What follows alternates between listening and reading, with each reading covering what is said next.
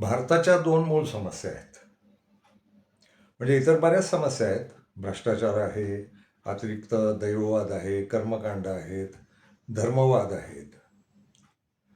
पण यांच्या अतिशय मुळाशी दोन समस्या आहेत. एक पाणी आणि दुसरी जात. जात आणि पाणी या भारताच्या एकूणच विकासाला किंवा आर्थिक असमानतेला कारणीभूत आहेत. आणि ज्या पद्धतीचा देश चाललेला आहे, देशाचं राजकारण, देशाचा विकास, शेतीचे हाल, वाढतं शहरीकरण ही सुद्धा एक समस्या आहे. खेडी ओस पडणं आणि शहरं वाढणं. तर खेड्यात जगण्याच्या सुविधा नाहीत आणि शहरात सुविधा आहेत असं म्हटलं जातं, तर माणसं एकमेकांना तिथं झोंबाडत बसलेली आहेत. म्हणजे अतिरिक्त गर्दी असंही होईल अशी गर्दी आणि वेगवेगळी प्रदूषणं ही शहरीकरणाची समस्या आहे. जात इथल्या माणसांना एकत्र येऊ देत नाही. म्हणजे धर्मवाद आहेच आहे, पण हिंदूंमधला जो जातवाद आहे, जातींचे ढिगारे आहेत, ते येऊ देत नाहीत एकत्र भारत म्हणून या माणसांना. आणि हे सगळे खेड्यांमध्ये आहे, शहरांमध्ये आहे. अर्थात इतर धर्मांमध्ये नाही का, तर आहे. मुसलमानांमध्ये पण जातवाद आहेच आहे. त्यातल्या उच्च जाती, त्यातल्या निम्न स्तरीय जाती, कनिष्ठ जाती. आणि एकच झालं, 1980ला या देशात जो काही हिंदुत्वाचा उठाव केला संघानं आणि भाजपनं, त्याचा फायदा असा झाला की मुसलमानांच्या बऱ्याच गटांमधल्या जातींचा तो जो रोटीबेटी व्यवहार आहे, त्यांच्यात रोटी व्यवहार होता, ते कोणाशी भेद नव्हते करत, पण बेटी व्यवहाराच्या बाबतीत ते होतंच जातवाद. तो बऱ्यापैकी नियंत्रणात आला आहे. अजूनही थोडा शिल्लक आहे. उदाहरणार्थ भटकेमुक्तांच्या काही जाती आहेत, मुस्लिम जाती, त्या अजूनही गावकुसाबाहेरच आहेत आणि त्यांना फारशी हे नाही, सन्माननीय वागणूक नाही. म्हणजे मशिदीत गेला मुसलमान तर त्याचा कोणी भेद नाही करत, पण बाहेर आल्यानंतर ते हळूच तपासलं जातं, हा कोण आहे म्हणून. पण तो एवढा उग्र नाही. म्हणजे ख्रिश्चनांमध्ये पण जातवाद आहे, महार ख्रिश्चन, ब्राह्मण ख्रिश्चन असं ते आहे त्यांच्यातही. पण हिंदूंमधला जातवाद हा फारच अतिरेकी आहे आणि तो देशभर आहे. काश्मीरपासून कन्याकुमारीपर्यंत आणि आसामपासून केरळपर्यंत, गुजरातपर्यंत.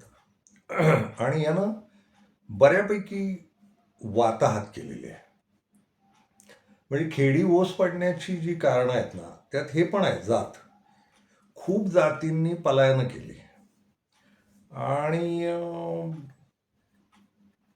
त्यांच्या जगण्याची सोय नाही, पण ते कसेबसे जगतही होते. म्हणजे त्यांना याचं घेणं नव्हतं की आपल्याला जातीय वागवलं जाते. ते त्यांचं अन्न कमवून खात होते.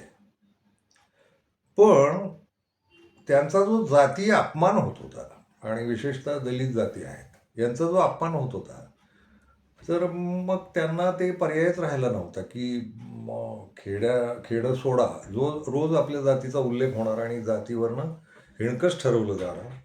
यातनं खूप साऱ्या जातींनी शहरांकडं प्रवास केला. ते वाईट होतं. म्हणजे त्यांना माणूस म्हणून सन्मान नव्हता, हे एक आहे. आणि आंबेडकरांनी सांगितलं होतं शहराकडे चला, तर त्यात हे एक कारण होतं की किमान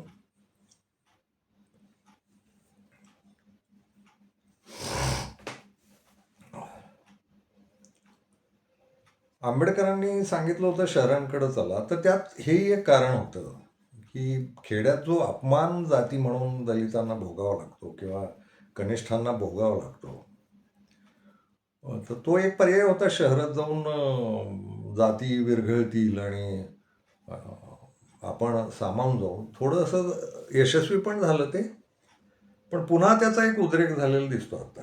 म्हणजे 80च्या दशकापर्यंत जातीअंत होईल अशा चिन्हाला आलेला देश,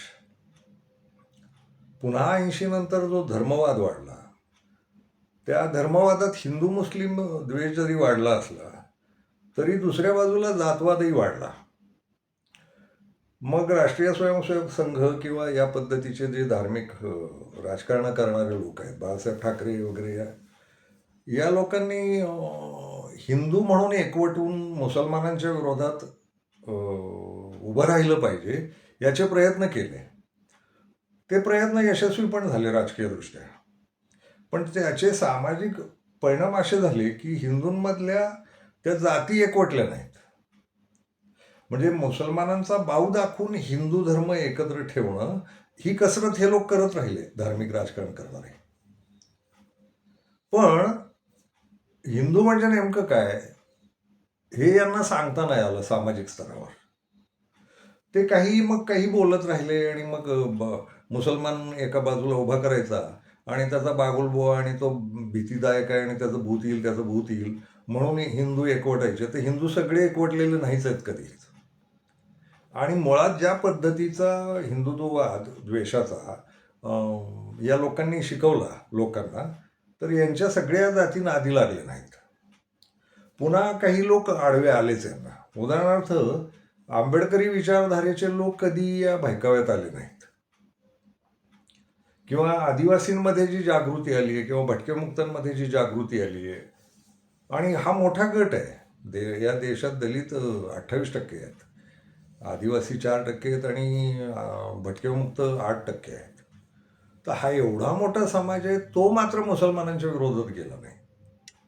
मग या हिंदुत्ववाद घेऊन निघालेल्या ज्या मुसलमानांचा बागुलबुवा करणाऱ्या जाती आहेत, या जातीची आधी कोण लागलं तर जे स्थिर स्थावर होते, खाऊन पिऊन सुखी होते, शेतीवाड्या होत्या, त्यांचे उद्योग होते आणि व्यापारी होते. व्यापार हाच मुळात धर्मवादाला फार पूरक होता. व्यापारातला अनाचार भ्रष्टाचार चालवायचा असेल तर हिंदू मुस्लिम दंगली लावून द्या आणि हिंदू मुस्लिम वाद घालत बसा.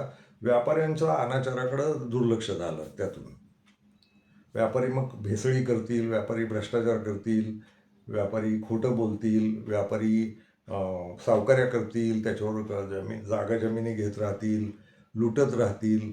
तो व्यापाऱ्यांचा जो गलिच्छपणा आहे जगण्यातला, मानवी जगण्यातला, त्या गलिच्छपणावर आवरण टाकायला हिंदू मुस्लिम फार उपयोगी पडलं. पण मग ते जाती आहेत किती? त्यांच्या हातात प्रचार यंत्रणा आहे आणि ते सोशल मीडिया आहे, TV आहे, साहित्य आहे, आकाशवाण्या आहेत वगैरे वगैरे, सगळं मान्य आहे आणि ते प्रचारही करत राहतात मुसलमानांच्या विरोधातला. पण अख्खा एकवटायला हिंदू तयार नाही. तो जो एक गड्डा आहे, व्यापारी आणि तथाकथित उच्चवर्णीय वगैरे, तर तो वर्णांचा जो खेळ आहे, त्यातला क्षुद्र नावाचा जो वर्ण यांनी गृहीत धरला, तो मात्र या फार फंदात पडला नाही. आणि मग ते वैश्यांपर्यंतचे लोक आहेत, मग क्षत्रिय नादी लागले, ब्राह्मण आणि वैश्य, या 3 गटांचा खेळ, की हिंदूंना ताब्यात ठेवायचा असेल तर मुसलमानांचा भाऊ दाखवायचा. अर्थात त्यातनं झालं असं की ते काही यशस्वी झालं राजकारण, ते सत्तेतही गेले, अर्थकारणात ताबा आला, समाजव्यवस्थेवर ताबा आला, पण मग जात व्यवस्था म्हणून संपलं नाही काही. उलट या हिंदुत्वाच्या नावाखाली एकत्र आणायला, गट एकत्र वेगवेगळ्या जातींच्या आणायला सुरुवात झाली, तेव्हा ते एकमेकांना कळायला लागलं. कारण ते वर्षानुवर्ष पिढ्यानपिढ्या बसलेलं होतं की आपण अमुक आहोत आणि तमुक आपल्यापेक्षा हलका आहे किंवा तमुक आपल्यापेक्षा उच्च आहे. तर हलक्याबरोबर बसायची वेळ आली हिंदूंच्या नावाखाली, हिंदुत्वाच्या नावाखाली. यातनं जातवाद पुन्हा एकदा वेगळ्याच पद्धतीचा वाढला. म्हणजे तो मिटेल असं वाटलं होतं आणि हिंदू म्हणून सगळे एकत्र येतील असं वाटलं होतं. तर हिंदुत्वाच्या या चळवळीनं मुस्लिमपणाचा जो बागुलबुवा दाखवला, त्यातनं हिंदू जवळ आले. पण जवळ आल्यावर त्यांना जाणवलं की हलक्या जाती आपल्या बरोबरीला बसत आहेत. आणि त्यांच्यात भेदाभेदी सुरू झाली, जी आधीच होती. मग आता ते मानसिक पातळीवर चालतं आणि मग त्यांचे गट तट चालतात. मग ते राजकारणात, समाजकारणात, गावाच्या गावकीत ते चालतंच आणि हिंदूंमध्ये जोरात चालतं. हिंदुत्ववाद्यांनी मुस्लिमांच्या एकूण धार्मिक याला तडाखा लावल्यानंतर मुसलमान थोडे तरी सुधारले. म्हणजे ते शेख, सय्यद, खान कोण जे असतील आधी, पिरजादे वगैरे, आणि बागवान बिगवान काही जाती असतील, त्या एकत्र यायला लागल्या. सगळ्यात महत्त्वाचा फायदा म्हणजे शिक्षण भयंकर विकास झाला. त्या हिंदुत्ववाद्यांचे उपकार आहेत मुसलमानांवर, की मुसलमानांना सांगायला जायचो आम्ही पूर्वी मुलांना शिकवा म्हणून, तर आम्हालाच मारायला उठायचे किंवा हे आपल्या विरोधात बोलतात आणि आमचा अल्ला मालिक आहे म्हणायचे. आता मात्र मुसलमानांमधलं शिक्षणाचं प्रमाण प्रचंड वाढलं, तर ते उपकार हिंदुत्ववाद्यांचे आहेत. त्यांनी ज्या दहशतीत आणलं मुसलमानांना, तर त्यांच्या अस्तित्वाचे जे काही प्रश्न आहेत त्यात शिक्षण हा एक मुद्दा होता. आणि आता शिक्षणाचं प्रमाण प्रचंड आहे मुसलमानांमध्ये आणि एकोपा पण आहे. तर त्यांच्या बारक्या बारक्या ज्या जाती आहेत, काही अजूनही अपवाद आहेत, पण बारक्या बारक्या जाती एकत्र आल्या. अगदी गुजरातच्या दंगलीत मोदीनं बोहरी सुद्धा जाळले, बोहऱ्यांची दुकानं जाळली. त्यातनं बोहऱ्यांनाही कळालं की अरे आपणही मुसलमान आहोत. ते बोहरी नाहीतर थोडे अलिप्तच असायचे आणि या भारतीय मुसलमानांशी संबंध असल्यासारखंच वागायचे. ते शिया आणि सुन्नी नावाचा भेद आहे. आणि त्या शियांमधले एक गट म्हणजे आपल्याकडं गावोगावी दिसणारे बोहरी, हे बोहरी पूर्णच अलिप्त राहायचे, ते कशातच नसायचे. पण गुजरातमध्ये मोदी साहेबांनी तोही पराक्रम करून दाखवला की बोहऱ्यांची पण दुकानं तोडली, माणसं मारली. त्यातनं लक्षात आलं बोहऱ्यांच्या पण की आपल्याकडेही मुसलमान म्हणूनच पाहिलं जातं. आणि तो थोडासा वादही मिटला. म्हणजे शिया सुन्नी वाद होता खूप प्रचंड मोठा भारतात, म्हणजे इंग्रजांच्या काळानंतर. त्याच्या आधी नव्हता. शिया सुन्नींमध्ये रीतसर लग्न व्हायची. म्हणजे आदिलशाह हा शिया होता विजापूरचा आणि निजामशाह सुन्नी होता. यांच्या मुली एकमेकांना दिल्या जायच्या, लग्न व्हायची. दरवर्षी एकतरी लग्न व्हायचं. ते वर्षभरातले 8 महिने युद्ध करत असायचे एकमेकांशी. पण 4 महिने काय करायचं तर एकदा निजामशहाची मुलगी आदिलशहाच्या घराण्यात दिली जायची. पुढच्या वर्षी आदिलशहाची मुलगी निजामशहाच्या. तर ते शिया सुन्नी पण त्यांच्या काळात होतं एकोप्याचं. ते मिटलं होतं दरम्यानच्या काळात. युरोप यांनी खूप पेटवलं ते. उत्तर प्रदेशात विशेषतः पेटवले ब्रिटिशांनी, की शिया आणि सुन्नींमध्ये काड्या लावून दिल्या. आणि मग ते खूपच पेटापिटी, दंगली, खुनाखुनी त्यांच्यातही झाली. पण मग तो त्यांचा जातवादाचं आत्ता स्वरूप फार वेगळं 2025-26ला. ते आता त्या एवढ्या याच्यावर राहिलेलं नाहीत, कट्टरपणावर आणि कठोरपणावर. हिंदूंमधलं मात्र वाढलेलं आधीच आहे. म्हणजे एक मऊपणा येत चालला होता जाती मिटवायचा. तर हिंदू म्हणून आपण एकत्र आणू सगळ्यांना, आणि हे जी काही स्वप्न होती उच्चवर्णीयांची, ती त्यांनी काही प्रमाणात अंमलात आणली. पण एकूणच हे एकमेकांच्या शेजारी बसणं जे सुरू झालं, त्यात बसाबशीत ते लक्षात आलं की अरे हे आपल्यापेक्षा खालचे आहेत, आज बसायला लागले बरोबर, आणि ते जाईना. म्हणजे ते हिंदू एकवटायला तयार नाही, ही एक समस्या झाली. आणि मग आता तसं मानसिक एकोपा नाही हिंदू म्हणून. म्हणजे आपल्या महाराष्ट्रापुरतं बोलायचं असेल तर ते उत्तर प्रदेश आणि बिहारमध्ये जहालच आहे. आणि आपल्याकडं ते दिसत नसल्यामुळे फारसं, कारण आपण तसं सांगताना परंपरा शाहू महाराज, फुले, महात्मा फुले, बाबासाहेब आंबेडकर, शिवाजी महाराज यांची सांगतो, आणि नाईलाजानं आपल्या आतलं दडवत बसतो. आणि भलं हो ते जरांगे पाटलांचं, त्यांनी ते मराठ्यांना कुणबी करायला लावलं. म्हणजे मला आठवतं एका कुठल्या तरी परिसंवादाला मी गेलो होतो राष्ट्रीय पातळीच्या, आणि जागतिकीकरण आणि आपण असा विषय होता. आणि मी छातीवर हात ठेवून म्हणालो होतो की मी कुणबी आहे. तर तिथले ते जे काही तथाकथित मराठे होते ते मला कार्यालयात भेटले आणि म्हणाले, सर असं म्हणायचं नसतं. मोठे लेखक होते एक मराठीतले, आणि ते म्हणाले कुणबी ही शिवी आहे. म्हटलं नाही भाऊ, कुणबी ही शिवी नाही. मला अभिमान वाटतो, मी शेती केलेली आहे आणि शेतकऱ्याच्याच 3 शाखा राहिल्या माझ्या घरात. एक तलवारीची शाखा राहिली, एक शेतीची शाखा राहिली आणि एक विद्येची शाखा राहिली, म्हणजे शिक्षणाची. 3 पातळ्यांवर माझं घराणं गेले 500-600 वर्ष राबलेलं माझ्याकडं कागदपत्र आहेत त्याची. त्यामुळे मला कधी तलवारही परकी नाही वाटली. मग लोकशाही आल्यावर तलवार गेली. मग शेती आणि शिक्षण याच्यावर आम्ही जगत राहिलो. तर नांगरधारी शेतकरी आहोत आणि शेतकऱ्याला इथं कुणबी म्हणतात आणि जगभरचा शेतकरी मला कुणबीच वाटतो. असं काहीतरी बोललो होतो मी. तर ती कुणबी ही एकेकाळच्या पुस्तकांमधली शिवी आहे.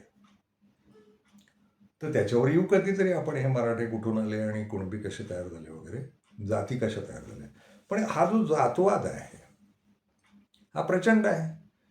म्हणजे मग देशमुख वेगळे, मराठे वेगळे, कुणबी वेगळे, आणि मग आता दाखल्यांसाठी आरक्षणासाठी ते सगळं चालू आहे. आणि असं प्रत्येकात आहे. बहुतेकांमधलं मिटत आलंय. महार जमातीच्या जाती पोटजाती आहेत, महार जमातीच्या आहेत सगळ्या. म्हणजे भटक्या मुक्तांमध्ये काम करत होतो, खूप जाती. एकच गोपाळ नावाची जात आहे, पण पुढं गोपाळ गोसावी, गोपाळ कोल्हाटी असं ते लावलं जाणार. गोपाळ म्हणजे पशुपालक, पण त्याची जात वेगळी त्याच जातीच्या पोटात. आणि हे थोडंसं मिटायला आलं होतं, पण नाही मिटलेलं. उलट या हिंदुत्वाच्या राजकारणाने हे तीव्र झालं आणखी. आणि आता तपासलं जातं. विचारवंतांच्या पातळीवर सगळे एकमेकांना समान मानतात वगैरे, सगळं खरं आहे. पण तो जो अंतर्गत खालचा स्तर आहे ना, समाजाचा जो वास्तव मातीचा स्तर आहे, किंवा त्याला मराठीत तुम्ही ग्रासरूट म्हणता, ग्रासरूटला हे खूप वाढलंय. ते मुळं शोधत बसतात. हा कोण आहे, गिरी गोसावी आहे का, डवरी गोसावी आहे का, असं ते चालू असतं. आणि हे प्रचंड वाढलंय आणि सगळ्या जातींमध्ये वाढलंय. 2025ला जातवाद दिसतोय वरवर गेलेला, आणि खूप लोक म्हणत पण राहतात आता कुठं राहिलंय. नाही, आता नव्यानं उगवलंय उलट. आणि मग साहजिकच हा एकोपा येत नाही. ते जे सामाजिक, मानसिक, बौद्धिक एकोपा येणं गरजेचं आहे, रोटीबेटीचा व्यवहार होणं गरजेचं आहे, ते हिंदूंमध्ये होत नाही. आणि जातींसाठी गावं सोडून माणसं शहरात गेली. आता तसं राहिलेलं नाही. आता सगळ्याच जाती त्या अर्थाने, एका अर्थानं माजुरड्यात झालेल्या आहेत. कुणी कुणाला जुमानत नाही आणि ती भांडणं चालू आहेत.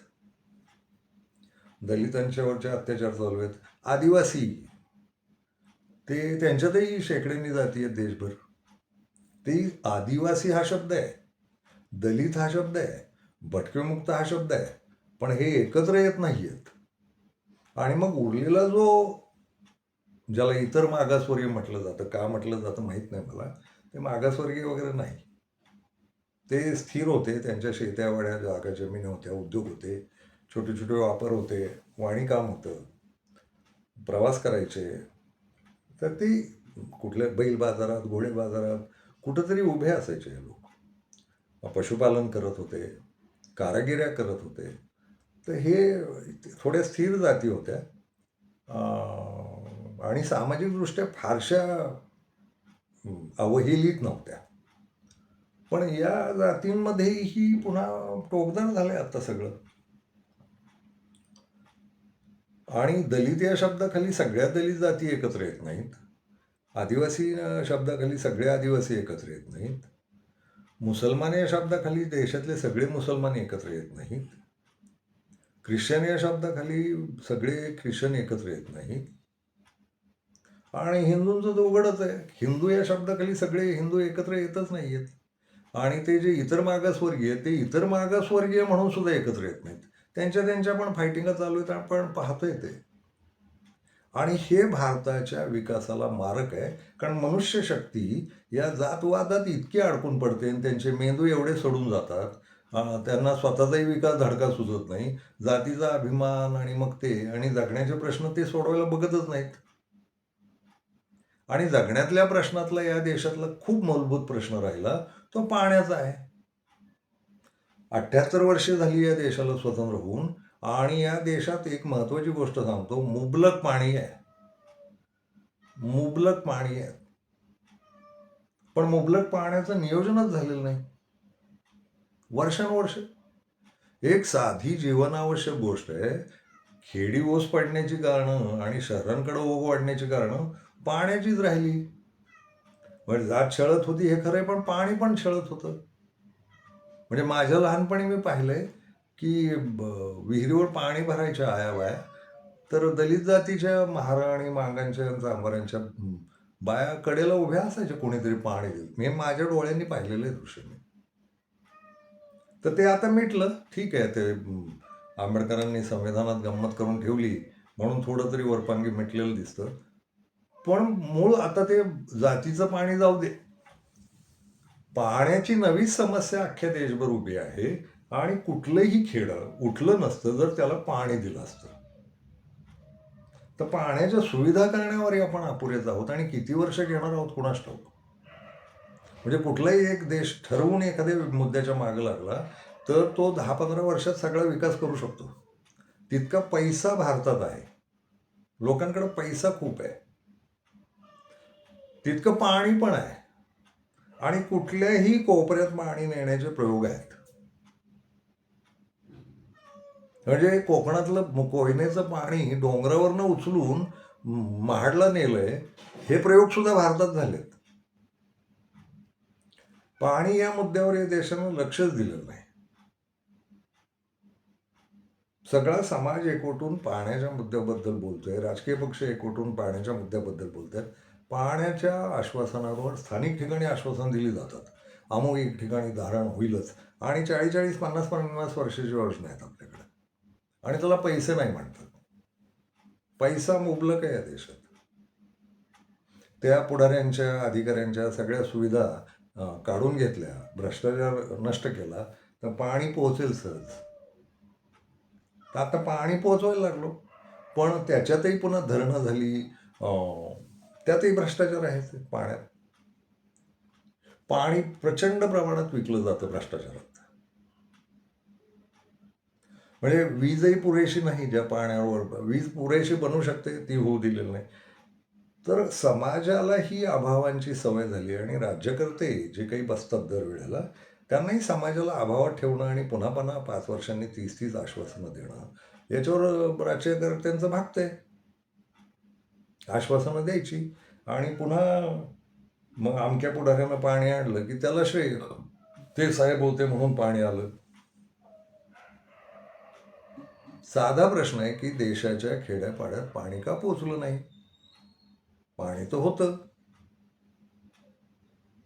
आणि डोंगरांमध्ये पाणी पडत राहताना उन्हाळ्यात कडकडीत कठोर कोरडं सगळं होतं. तर मग या डोंगरातल्या पाण्याचं नियोजन करून त्या डोंगरातली खेडी जशीच्या तशी ठेवणं, सपाटीवरच्या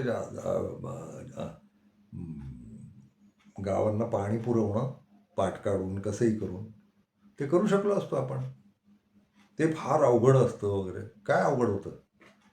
तुम्ही केलं काय? ते देवळां मशिदीचे वाद आणि देवळं बांधत राहणं. गावांनी कुठल्या काळजी केली स्वतःच्या? कुठल्याही गावात पडकी घरं कायम,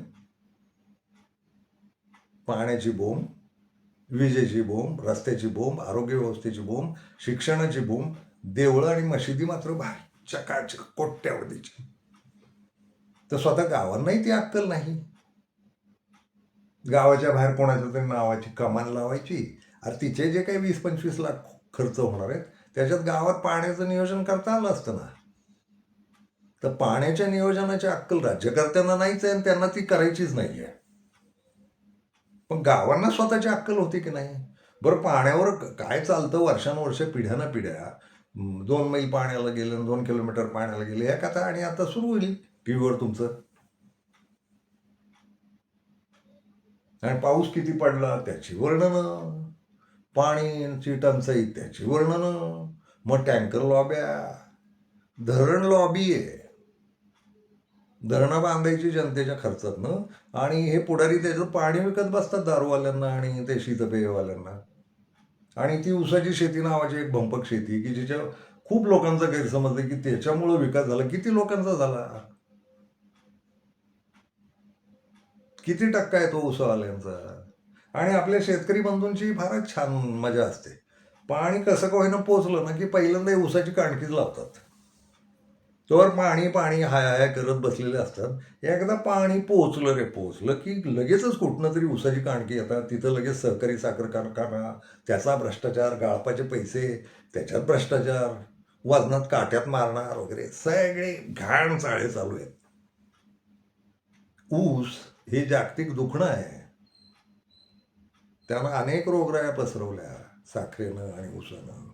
आणि ऊस जगातलं खूप पाणी खातो. मग पाणी पोचवायचं ठरलं तरी पहिल्यांदा ऊसाचंच, आणि पुढाऱ्यांची राजकारण त्याच्यात.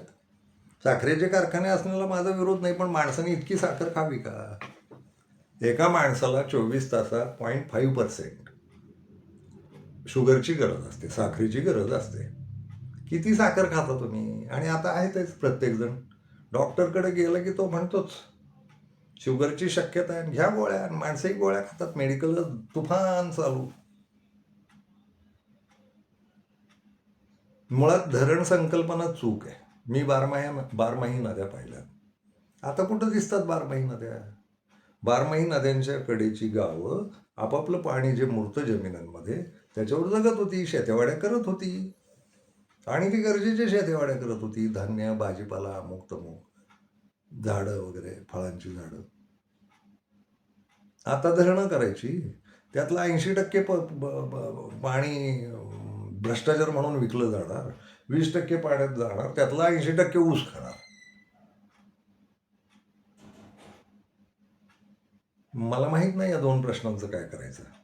जातींना मी कडाडून विरोध करतो, पण हे जे पाण्याचं रॅकेट आहे ना या देशातलं, धरणं बांधणं हे चूक होतं, पण बांधलीत ना तर त्याचं नियोजन झालंय का? कित्येक धरणं भारतातली अशी आहेत की ज्यांचे डावे आणि उजवे कालवे सुद्धा अजून पूर्ण झालेले नाहीत.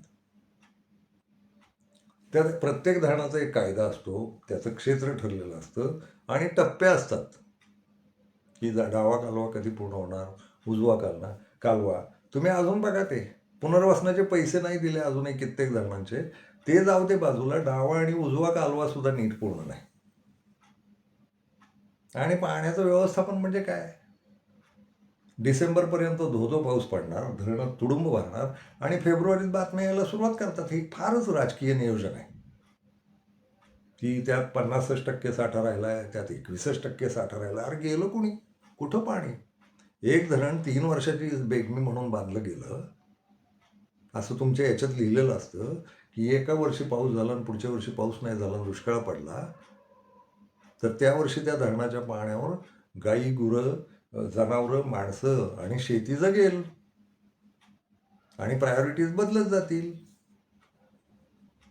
हे क्रमांक 1, 2, 3 वर असतं ते पाणी कोणी वापरायचं, तर मग ते शेतीसाठी, माणसांसाठी आणि जनावरांसाठी. त्यात उलटी सुलटी होते क्रमवारी.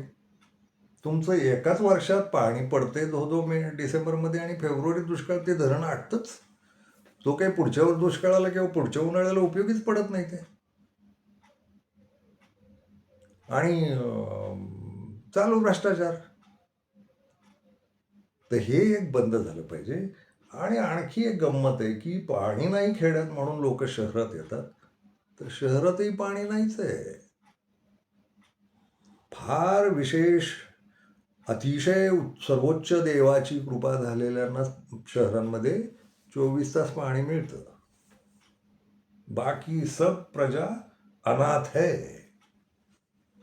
2 दिवसातनं पाणी, 4 दिवसातनं पाणी, अर्धा तासच पाणी, 15 मिनिटच पाणी, आणि त्याच्यावर मी या शहराच्या बकालीत हे जगायला येतात. आणि पाणी नाही म्हणून खेडी बोंबलली, पण शहरात आलं तर पाण्याची बोंब आहेच आहे. आणि कसं बसं भागवायचं, भरा टमरेळीन, बाटल्यान, बादल्यान, काय काय काय काय. आणि पुन्हा पाण्याची विक्री करण्यापर्यंत खाली आलो आपण. पाणी विकत घ्यावं लागतं आता. खरं तर हे फुकटचं आहे, निसर्गाचं आहे. सरकारनं सगळं पाणी जनतेला फुकट दिलं पाहिजे.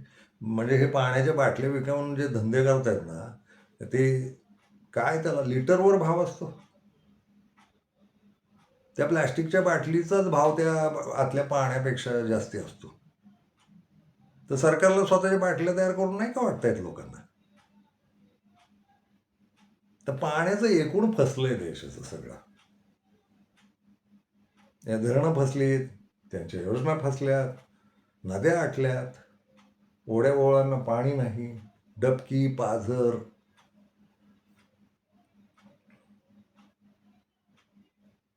एकदा तुळजापूरला गेलो, तिथं कल्लोळ आहे. पाऊस नुकताच संपलेला होता आणि कल्लोळाला पाणीच नाही. मग जुन्या वॉटर सिस्टीम्स त्या कुठं गेल्यात, नव्या वॉटर सिस्टीम्स आल्यात, त्याच्यासाठी गावं काय करतायत प्रश्न आहे. माणसं कुठंच सुखी नाहीत. खेड्यात पाणी नाहीत म्हणून सुखी नाहीत आणि शहरातही पाणी नाही म्हणून सुखी नाहीत. पाण्याचं सुखच नाही आहे देशाला. एक लक्षात घ्या, गावोगावी पाणी पोचलं असतं ना तर जातवादावरही नियंत्रण मिळवता आलं असतं, आर्थिक समानता आली असती, जगण्याची व्यवस्था झाली असती. माणसं जगण्याच्या थोड्याशा सुबत्तेमुळं थोडी स्थिर झाली असती आणि जातवादाचं, धर्मवादाचं, कर्मकांडांचं, दैववादाचं, राजकारणाचं काय करायचं हे ठरवता आलं असतं त्यांना. पाणी असतं तर देशातल्या नागरिकांनी राजकारण्यांचा संवैधानिक विचार केला असता. आणि आत्ता लक्षात येतं, जातवाद सुद्धा दुय्यम आहे. पाण्याची समस्याच क्रमांक 1 वर आहे या देशाची, आणि ती मिटवल्याशिवाय काही होत नाही. आर्थिक समानता येत नाही. लिंगभेद सुद्धा पाण्याशी संबंधित आहे, तोही मिटत नाही. राजकारणी बेनवाड पद्धतीनं भ्रष्ट वागतायत, गुन्हेगार, खुनी, मर्डर, बलात्कारी राजकारणी होत आहेत, सुटून येत आहेत. ते पोलीस खातं भ्रष्टाचार, न्यायालय भ्रष्टाचार, याच्या सगळ्याच्या मुळाशी पाणी आहे. तुम्ही पाणी पोचून बघा खेड्यापाड्यात, प्रत्येक माणसाला, प्रत्येक जनावराला आणि शेताच्या प्रत्येक कोपऱ्याला पाणी मिळू दे, या देशात सुबत्ता येईल आणि सुबत्तेनं शहाणपणा येईल. आणि हे प्रश्न फार महत्त्वाचे वाटणार नाहीत. कदाचित तुम्हाला जातवादात गुंतवलं जातं, हिंदुत्वात गुंतवलं जातं, इस्लामित्वात गुंतवलं जातं ना, त्याची कारणच आहे पाण्याची सुविधा नाही दिली जात. इतर कारणं आहेत बरं का, पण पाण्यावर बोलतोय आता. पाण्यावर लक्ष दिलं पाहिजे. मला माहित नाही आपण काय करायचंय, काय करणार. पाण्यासाठी आंदोलन होतं. आता ते माझं आयुष्य गेलंय ते मडकी गाडगी घेऊन ग्रामपंचायतीवर मोर्चा, पाणी द्या, पाणी द्या म्हणून. ते टँकर लॉबी, तिचा भ्रष्टाचार, त्यांचे बंगले, त्यांच्या इस्टेटी, ते धरण लॉबी, त्यांचे बंगले, त्यांच्या इस्टेटी, मंत्री संत्री त्याच्यात स्वतःचा आर्थिक फुगवटा करून घेणार. पाणी सरकारी मालकीचं असलं पाहिजे आणि सरकारनं येत्या वर्षभरात, 2 वर्षात आम्ही तुमच्यापर्यंत पाणी घेऊन येऊ असं आश्वासन दिलं पाहिजे. आणि मग सगळ्या पक्षांना या कामाला लावलं पाहिजे की तुम्ही बाकीचं ठीक आहे, ओ मंदिर बनाव, मस्जिद बनाव, तुम्ही तुमची घाला, पाण्याचं काय करणार एवढं प्रत्येक पक्षाला विचारलं पाहिजे. तर राहुल गांधी खूप विषयांवर भाषणं करतोय, तो त्याला पाण्यावर भाषण करायला लावा एकदा. ते त्याच्याकडे काहीतरी मंडळ आहे म्हणे, थिंक टँक, काय थिंक टँक. तर थिंक टँकनं त्याला सुचवावं पाण्यावर काम करा. ते जे काही जात जनगणना वगैरे वगैरे, तर दुय्यम मुद्दा आहे. पाणी एकदा पोचवा, जातींचा प्रश्न पण सुटायला थोडंसं मोकळं होईल. सगळं सुटणार नाही, कारण आपल्या डोक्यात एवढी कीड बसली आहे ती जातीची धर्मांची, आपण लवकर बाहेर येऊ असं वाटतच नाही. पण पाणी पोचवल्यानंतर काही टक्के प्रमाणात ह्या जातवादावर, खेडी ओस पडण्यावर आणि बकाल शहरीकरण जे होते याच्यावर नियंत्रण येईल. तिथं मग बारके बारके रोजगाराचे उद्योग करता येतील. मोठमोठे कारखाने नाही जगवत जगाला, तो गैरसमज आहे.